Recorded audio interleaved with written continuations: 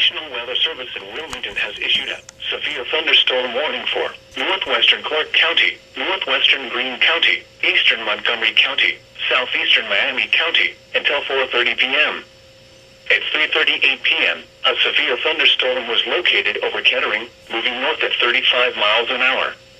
Hazard, 60 miles an hour wind gusts. Source, radar indicated.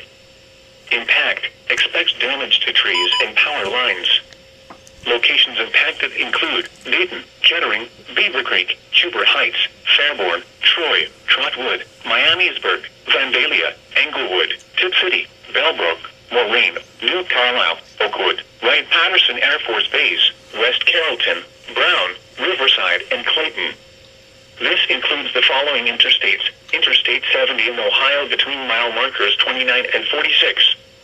Interstate 75 in Ohio between mile markers 43 and 72.